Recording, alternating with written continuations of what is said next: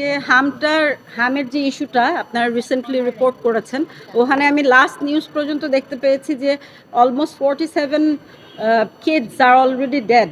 হ্যাঁ, তো এটা আমার মনে হচ্ছে যে এটা প্যান্ডেমিক আকারে ছড়াতে পারে, এবং মোস্ট ইম্পর্ট্যান্ট ইস্যু হচ্ছে এইটা কি অ্যাকচুয়ালি হাম কি না আমরা কিন্তু এটাও শিওর না।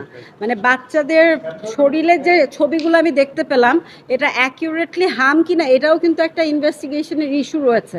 আমরা দেখতে পাচ্ছি যে লাস্ট 1.5 ইয়ার কোনো ধরনের কোনো ভ্যাকসিন প্রোভাইড করা হয়নি, আর এটা মারাত্মক একটা ইস্যু।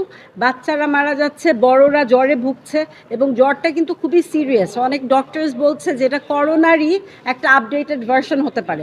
সো বাচ্চাদের ইস্যুটা আমার মনে হয় খুব সিরিয়াসলি দেখা উচিত, এবং এই কারণে আমি কোর্টের কাছে একটা ডিরেকশন চাচ্ছি যাতে until and unless the matter is resolved regarding the vaccine issue, ততদিন যেন স্কুলের একটা সমসাময়িক বন্ধ দেওয়া হয়।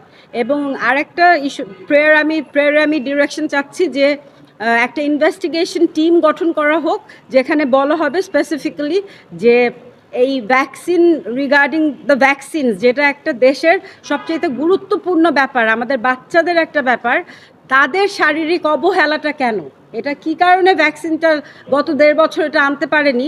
বিগত সময়ে আমরা দেখেছি সব সময় যে ওই যে আপনাদের সাইরেন বাজিয়ে বাজিয়ে টিকা দান করা কর্মসূচি হতো প্রতিটা এলাকায়, কিন্তু এই লাস্ট 1.5 ইয়ারে কোনো এলাকায় এই ধরনের কোনো কর্মসূচি আমরা দেখতে পাইনি। এইটা স্পেসিফিকলি আমি মেনশন করে আমি একটা ইনভেস্টিগেশন চেয়েছি। Thank you. অনেকগুলো ডিরেক্টরস আছে, আপনাদেরকে আমি লিস্টটা দিয়ে দিচ্ছি, নামটা দিয়ে দিচ্ছি। বিবাদিত 6-7 জন আছে, আমার একটু দেখতে হবে আপনাদের, আমি বলে দিচ্ছি স্পেসিফিক। G, thank you. না, এটা তো আমি শিওর না, এটা তো